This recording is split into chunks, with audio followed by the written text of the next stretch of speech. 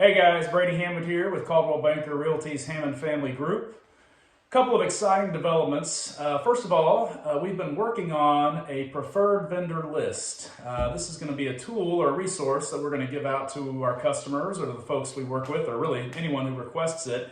It's vendors that can help you with your home, whether it's maintain your home, getting ready to sell your home, or you just bought a home and have some projects you need done. The folks on this list are people my family has either used personally or have come recommended to us from other folks that we trust. So this is just a tool. It's just a tool. A lot of folks, when they're buying, selling, or just living in a home, in any situation, need folks that can be, painters, people that can do roofing or handyman. I mean, there's all kinds of situations and vendors that are on this list. And we hope it's a good tool for you. We're going to be updating it. So if you ever have really good service by a company that's not on this list, please let us know, and we'll be happy to potentially add them as well. Another cool thing we're doing, one of the folks that's already on our preferred vendor list is Mike Orender. He is the owner of Orender's Heating and Air, an HVAC company in the area, and they service all of Northeast Florida. And Mike has agreed to do a little interview with me where we talk about the HVAC system, how it works, what are some important things you need to do to maintain it. It was really a really good interview, and I'm excited to share with you. So let's get right to it. Here is me and Mike Orender talking about some HVAC stuff. I hope you find it helpful. Hey guys, Brady Hammond here with Coldwell Banker Realty's Hammond Family Group. I'm super excited. This is our first interview we've had with one of our preferred lenders. We've got Mike Orender. He's with Mike Orender Heating and Air. They service anywhere in Northeast Florida and have been highly recommended to me and definitely recommended to you guys as well. And we are going to talk about HVAC system, how it works, what are some things to do to make sure you maintain it, and maybe some other tips that Mike might have for us as well. So I'm going to try to do less talking and let Mike talk. So Mike, first of all, thanks for being here. Good to be here. Thank you for inviting me. Mike, I'm excited to meet with you. You're clearly an expert in the field. And my first question is, how does the HVAC system work exactly?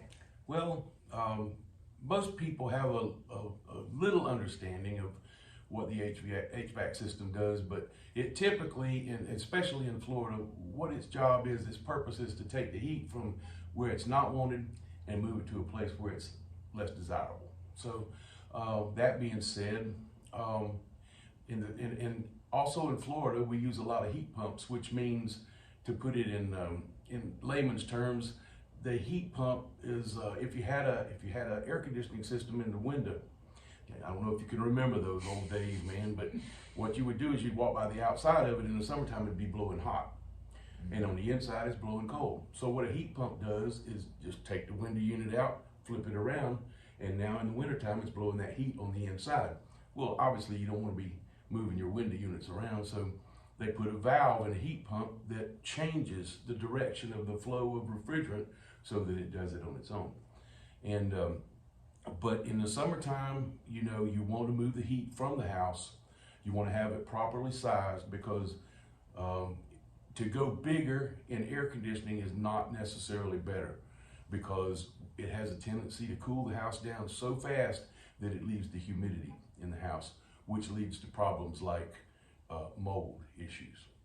So there's 4 basic components. I don't know if you want me to break it down just a little bit. Yeah, no, please do. Yeah. I'm curious to know myself, and I'm sure a lot of our folks are interested on how the HVAC system works and the different components, Yeah. for sure. There's 4 basic components, and I'll just go over them real quickly. The compressor is the pump that moves the freon, the refrigerant, around. Most people call it freon, and that's just the name brand. But it moves the refrigerant around the system. And a compressor, an interesting thing about a compressor is that, if it was equated to the use of your automobile, the motor in your automobile will run maybe 200,000-300,000 miles. And you don't drive it every day, all day long, but you run your air conditioner all day long and all year long, and you never change the oil in it. And how many million miles does that compressor actually run before it goes out? So it's a very important part of the system. Now, where is the compressor located? Is it in the air handling system? It would be on the outside unit, and it would be down in the middle, usually of the outside unit. There's some different configurations, but it's in the middle of the outside unit. And then the next component that it feeds the refrigerant to is the condenser. The condenser is also the coil on the outside unit. And what its purpose is to reject the heat that is going to be absorbed from the evaporator in the house. So what the compressor does is it raises the pressure and the temperature of the refrigerant so that heat can easily be removed. So the Freon, the refrigerant, has got to be at least 10 to 20 degrees hotter than the outside temperature. So if you've got 95 degrees outside, you need what, 105 or 115 or 20, degrees of refrigerant, and then the heat will be transferred out of it. So without getting technical and all, an important part about what homeowners can do for their condenser, and they shouldn't be afraid of it, is to take the water hose and wash it down once a month. That would help the life of their system. It would lower their energy bill, and it would keep the system functioning at peak condition for what the homeowner can do. The next part of the system would be a little metering device, which is a pressure device that causes the refrigerant to drop from high pressure, where it's hot, to a low pressure.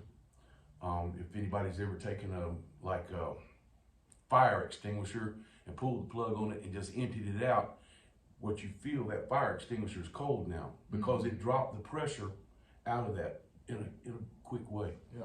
So that's what that metering device does. It lowers the pressure immediately, and it drops it down to about a 40-degree temperature. And then it goes into what we call the evaporator. Now the evaporator is inside the house, usually in the closet or in the garage or sometimes in the attic. And that's no fun. But homeowners, the main thing that they would do for the evaporator is keep their filters changed. They would need to call on a professional to clean the coils of the evaporator. And if you keep the filter changed, that doesn't have to happen very often. But if they cook with a lot of grease in the house and God forbid they smoke in the house or whatever, it builds up on that evaporator coil, which insulates the coil to the point that it can't absorb heat like it's supposed to. So keep it clean, change the filters, and call on somebody to come at least once a year and check up on it, because that's an important thing. We'll talk about that maybe in a minute. Now, a lot of people thought the HVAC system produces cold air, but really, like you were mentioning, it's more of taking the hot air away, exactly, and then the cold air remains. Yes. It actually hot flows to cold. If you took a glass of iced tea, not a styrofoam cup, but a glass of iced tea, and put it on a picnic table outside in the summertime, what would happen? Sweat would form on the outside of it, condensation. Well, that's like what your evaporator does. It brings the heat from the room into that cold iced tea, but the glass of that iced tea cup stops the water. So that's what your evaporator does. It takes the water out of the air and runs it in a condensate line and takes it outside, dehumidifying the air. Because that's in Florida, that's what we really deal with. And it's a little known fact, but it makes a lot of sense, that Florida wasn't really all that inhabitable, there's a word, until the invention of air conditioning, because people just couldn't stand the heat. They wanted to stay up north. But now, we can take the humidity out. There's other ways to do it. If you have a real humidity problem, get a dehumidifier. I've had to do that at some houses that have like 80% relative humidity. You want to keep it somewhere around 60%. Okay. Now, well, I can attest, with all my out-of-town buyers, we don't have the problem of people not wanting to move here right now. Oh, yeah. So you've mentioned a lot of good things that homeowners need to know, but just to recap for us, what are the main things, hey, we need to keep, as a homeowner, I got to stay on top of this with my HVAC system? Okay, homeowner, I think what you should do is make sure that at least once a month that you take something like vinegar or bleach and pour down in the condensation line that is attached to your indoor unit. It's a PVC pipe. There's usually a place that you could pull a cap off or whatever and pour the bleach down it, pour the vinegar down it.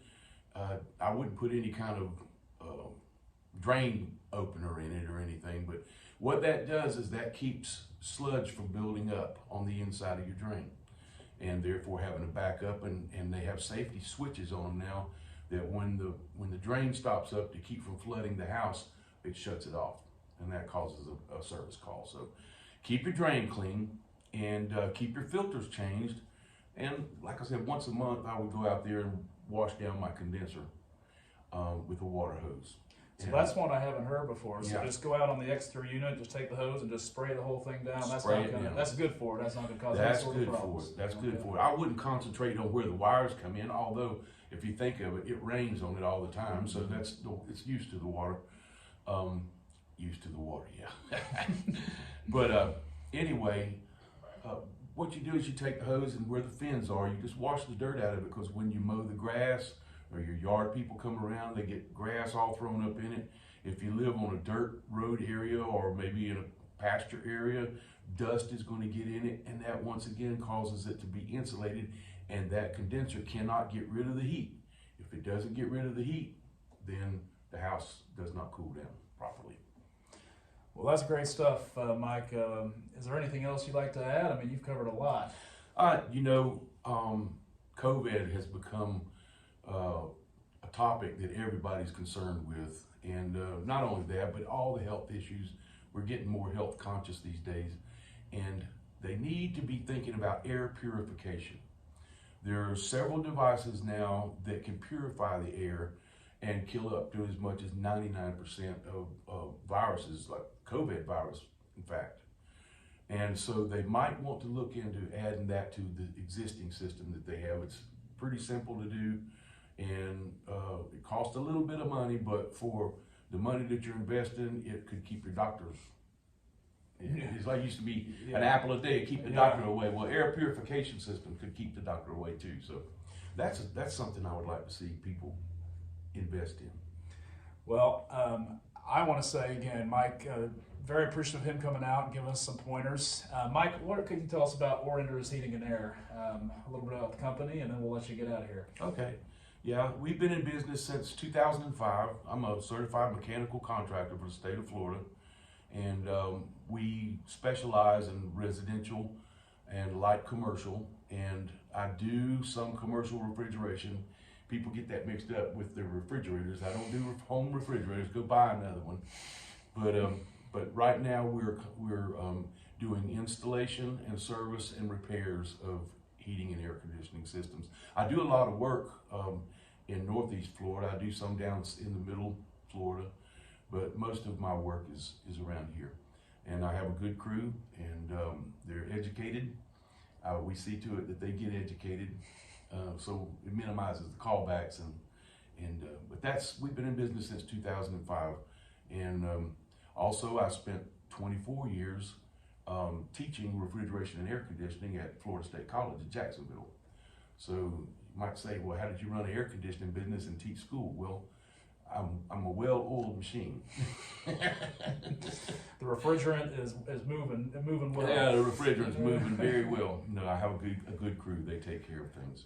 Well, I can attest, Mike's a great guy. He's come highly recommended. He's one of our many great vendors. And if you have any HVAC issues or questions, just reach out to him. I'm sure he'd be happy to help you guys. And Mike, thanks again for visiting with us and educating us here today.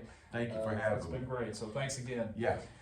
Well, there you have it, guys. That was our interview with Mike Orender from Orender's Heating and Air.